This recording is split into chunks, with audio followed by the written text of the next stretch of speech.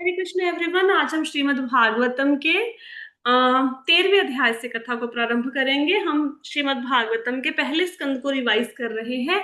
तो 13वें अध्याय में क्या होता है? 13वें अध्याय में वर्णन आता है। देखो, ये कथा ऐसे चल रही है। पहले सूत गोस्वामी ने कथा शुरू करी। उन्होंने ऋषियों ने उनसे प्रश्न पूछे, 6 प्रश्न पूछे। उन प्रश्नों के उत्तर में श्रीमद् भागवतम की कथा सुनानी शुरू करी। ऋषियों ने पूछा इस ग्रंथ को लिखने की प्रेरणा कैसे मिली, किस स्थान पे, कहाँ, किसके द्वारा रचना हुई। तो नारद मुनि जी की कथा आई कि नारद मुनि जी ने व्यास देव जी को प्रेरणा दी, तो उन्होंने द्वापर युग के अंत में इस कथा को लिखा। हाँ। फिर कथा आई कि सुखदेव सूत गोस्वामी ने बोला कि वो भगवान की, पांडवों की, उनके भक्तों की कथाएं सुनाएंगे। तो महाभारत का सीन उपस्थित हो गया। तो महाभारत के सीन में हमने देखा कि अश्वत्थामा ने कैसे 2 बार ब्रह्मास्त्र चलाया, एक बार उत्तरा के गर्भ के ऊपर, एक बार अर्जुन के ऊपर ब्रह्मास्त्र चलाया। ठीक है। फिर वहां से कथा मुड़ी, भीष्म पितामह का देह त्याग हो गया। ठीक है। कुंती महारानी ने स्तुति करी, भीष्म पितामह ने देह त्याग किया।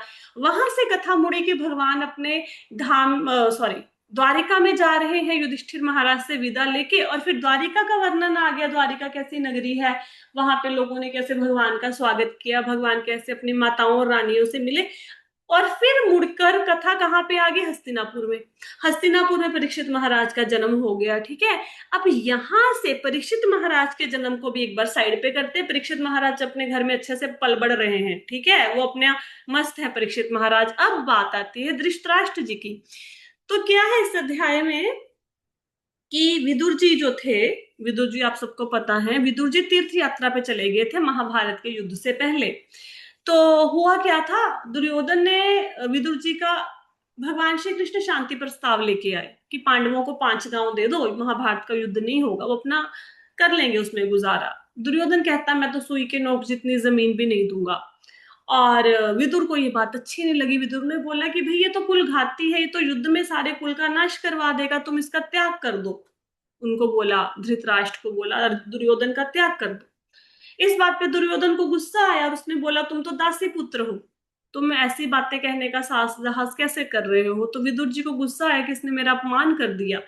ठीक है। और उनकी दादी का अपमान किया ना, उनकी दादी दासी थी, कि मैं मतलब अपमान किया। उन्होंने धनुष बाण रखा महलों के दरवाजे पर और तीर्थ यात्रा में निकल गए। तीर्थ यात्रा में गए और तीर्थ यात्रा से अब वो क्या हुआ, वो वापस आए हस्तिनापुर। क्यों आए हैं? वापस अपनी पोस्ट को संभालने के लिए नहीं आए। हस्तिनापुर में कोई है जिससे मिलने आए हैं। किससे मिलने के लिए? धृतराष्ट्र से, उनका भाई है। उन्होंने देखा कि सब लोग मारे गए महाभारत के युद्ध में, सबको सदगति वीरगति प्राप्त हो गई, लेकिन धृतराष्ट्र जो है वो अभी तक फंस कर बैठे हैं। उस महलों के ऐशो आराम ने उनको घेर लिया है। तो उनका उद्धार करने के लिए धृतराष्ट्र का विदुर जी आए हैं। संत महात्मा ऐसे ही होते हैं, वो जब किसी की जीवन में वैष्णव आ जाए, संत हो जाए, आ जाए, तो समझो उनका उद्धार होने से कोई नहीं रोक सकता। तो विदुर जी तीर्थ यात्रा से वापस आए और जैसे ही हस्तिनापुर में आए, सारे जितने परिवार वाले थे सब प्रसन्न हो गए। उनको ऐसे लगा जैसे उनके मृत शरीर में जान आ गई है। सबने उनको देखकर आंसू बहाने शुरू किए। सब लोग बड़े अच्छे से मिले। युधिष्ठिर महाराज ने उनको आसन दिया, विश्राम करवाया, भोजन दिया। फिर जब वो उनकी थकावट मिट गई यात्रा की, तो उन्होंने प्रश्न पूछना शुरू किया कि पहले बताया कि चाचा जी कैसे आपने हमें हर प्रकार की विपत्ति से बचाया है। और फिर पूछा कि आप इतनी देर से बाहर गए हो, तो आपने इतनी देर में अपना मतलब भरण पोषण कैसे किया अपना? आपके पास आजीविका का, आपके पास कोई सैलरी तो थी नहीं, धन था नहीं, तो कैसे इतने दिनों तक आप रहे बाहर? कौन कौन सी जगह पे गए और किस किस की सेवा, कौन कौन से तीर्थ स्थल पर आपने सेवा की? और ये भी बोला कि आप तो भगवान के भक्त हैं। भगवान के भक्त तो जिस स्थान पर बैठे होते हैं उसी स्थान को तीर्थ स्थान बना देते हैं।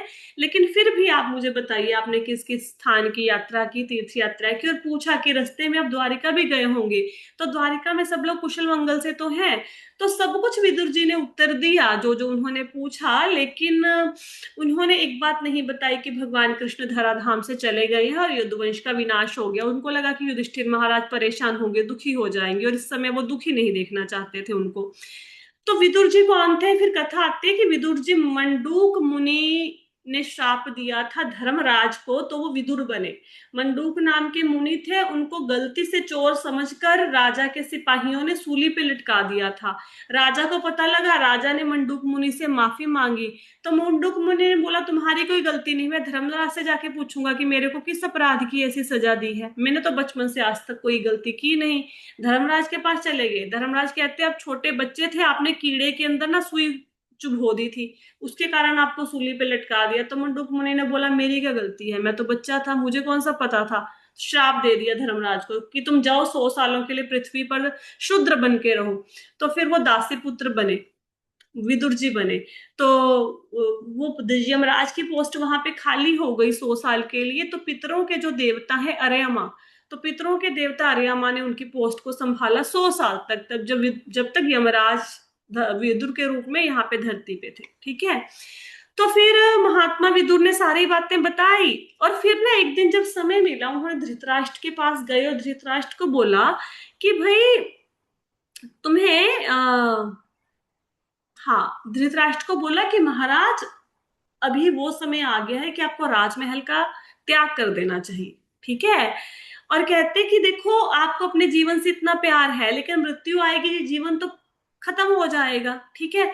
आपको इतना ज्यादा राजमहलों से प्यार है कि आपके सारे सगे संबंधी, आपके शुभ चिंतक दुर्योधन, कर्ण, शकुनी, भीष्म पितामह सब मारे जा चुके हैं, लेकिन आप में जीवित रहने की इच्छा इतनी प्रबल है कि आप राजमहलों में बैठे हुए सुख भोग रहे हैं। जिन लोगों ने आपके बच्चों को मारा उन्हीं के हाथ से आप खाना खा रहे हो, भीम के हाथ से खाना खा रहे हो जिसने आपके बेटे को मारा। हाँ, और शारीरिक हालत देखो आपकी क्या हो गई है, ना आपको कुछ याद रहता है, आपकी याददाश्त कम हो गई है, सुनाई कम देता है, दांत ढीले हो गए, लीवर खराब हो गया, बलगम बननी शुरू हो गई, खांसी आ रही है, एक कुत्ते के जैसे आप पांडवों के घर पे पड़े हो।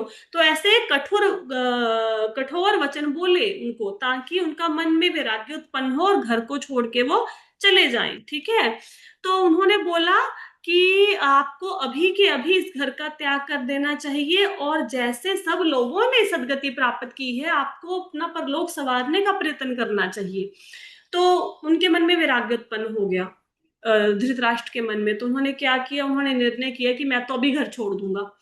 तो जब वो चलने लगे, अब जब भी यहाँ पे श्रीमद् भागवत में कोई व्यक्ति राज्य का त्याग करेगा ना, वो सीधा उत्तर दिशा की तरफ जाएगा। पांडव त्याग करेंगे वो भी उत्तर दिशा की तरफ जाएंगे। क्यों? क्योंकि उत्तर में हिमालय है, हिमालय में ना तपस्या करनी इजी होती है। तो अब विदुर जी की बातें सुनकर धृतराष्ट्र ने छोड़ दिया महल। अब गांधारी ने देखा मेरे को तो कोई पूछ ही नहीं रहा, तो गांधारी ने क्या किया कि पूरी जीवन में पति के साथ रही हूँ, अभी भी पति के साथ जाऊंगी। तो गांधारी भी पीछे पीछे चल दी। हालांकि धृतराष्ट्र ने नहीं कहा कि मेरे साथ चलो, अपनी मर्जी से चल दी पीछे पीछे। तीनों ने घर छोड़ दिया, विदुर भी चले गए। ठीक है। अब क्या हुआ, तो सुबह सुबह युधिष्ठिर महाराज ने अपना नित्य कर्म समाप्त किया, स्नान इत्यादि किया, ब्राह्मणों को दान दिया, और फिर यज्ञ किया। और जब मिलने आए तो देखा ना वहां पे धृतराष्ट्र है, ना गांधारी है, ना वहां पे विदुर जी हैं। तो उनको बड़ा टेंशन हो गई कि कहाँ गए सारे। तो उनके सारथी जो सेक्रेटरी थे धृतराष्ट्र के, उनसे पूछा कि कहाँ है मेरे सारे प्रियजन, कहाँ हैं? उन्होंने तो हमें आश्रय दिया था, हम तो छोटे छोटे बच्चे थे, पिता की मृत्यु हो गई थी, हम धृतराष्ट्र अपने ताई के पास आए थे, इन्होंने हमें संभाला, और पता नहीं मेरे से क्या गलती होगी कि घर छोड़ के चले गए, मैंने उनके पुत्रों का वध कर दिया, शायद इसलिए छोड़कर चले गए हैं।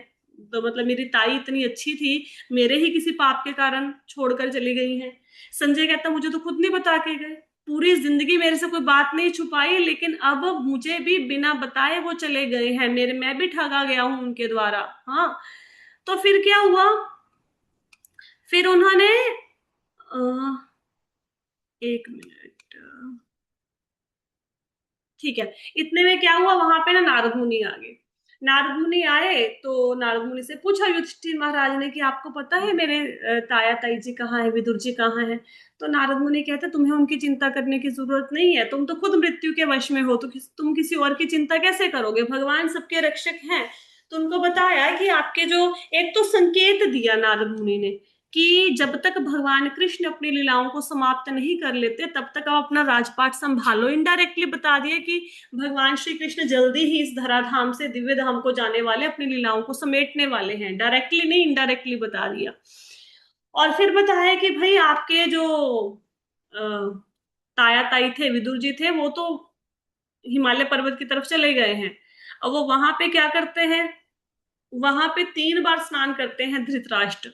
और वहां पे धृतराष्ट्र स्नान करके योगाभ्यास करते हैं, सांसों को, मन को, इंद्रियों को कंट्रोल में करने का प्रयत्न कर रहे हैं। और आज से ठीक 7 दिनों के बाद वो अपनी योग अग्नि से, योग अग्नि होती है मतलब व्यक्ति योग में ध्यान के द्वारा अपने शरीर से अग्नि प्रकट करता है और उस अग्नि में अपने शरीर को भस्म कर देता है, जैसे सती माता ने किया था। सती माता वो हवन कुंड की आग में नहीं कूदी थी, जैसे हम लोग सोचते हैं कि सती माता हवन कुंड की आग में कूद पड़ी, उनके पति को नहीं बुलाया था, फिर उनकी मृत्यु हुई, ऐसा नहीं था। उन्होंने अपने शरीर से योग अग्नि प्रकट की थी। तो कहते हैं धृतराष्ट्र अपने शरीर से योग अग्नि प्रकट करेंगे, अपने शरीर को समाप्त कर देंगे, गांधारी भी उनके पीछे पीछे कुटिया में प्रवेश कर जाएंगी, वो भी वहां पे जल के भस्म हो जाएंगी। विदुर जी देखेंगे उन दोनों को देखकर, वो भी उस स्थान को छोड़ के अपनी तीर्थ यात्रा पे आगे निकल जाएंगे। तुम दाह संस्कार के टेंशन में ना लो, क्योंकि भाई वो तो अपने शरीर को ही भस्म कर देंगे, तो तुम्हें जाके दाह संस्कार करने की भी जरूरत नहीं है। तो फिर युधिष्ठिर महाराज को लगा कि ठीक है भाई, वो भगवान की भक्ति के मार्ग में लगे रहे हैं। तो फिर नारद मुनि जी वहां से चले गए और युधिष्ठिर महाराज भी अपने काम में लग गए। ठीक है, तो ये हमारा था कौन सा चैप्टर, 13वां चैप्टर था। ठीक है, अभी तो 2 मिनट ही बचे हैं, आज का समय तो किसी और चीज ने ले लिया। चलो कल की कथा में हम लोग ये जो बाकी के चैप्टर हैं उनको करने का प्रयास करते हैं। जो कल अपलोड नहीं हुई थी क्लास, आज मैं कर दूंगी। अभी 2 मिनट का समय है, अगर किसी ने कोई प्रश्न पूछना है तो। क्वेश्चन या कोई डाउट है? नहीं है? ठीक है, तो कोशिश है कि अगले 2 दिन में हम फर्स्ट कैंटो को कंप्लीट कर देंगे। किसी को कोई प्रश्न हुआ तो लिख के भी पूछ सकते हो। जो आपको रिकॉर्डिंग्स है वो आज ही मिल जाएंगी सारी, ठीक है, कल नहीं हो पाया, आज कर देंगे। तो thank you so much everyone for joining the session. Shrimad Bhagavatam की जय, श्रील प्रभुपाद की जय, हरे कृष्णा।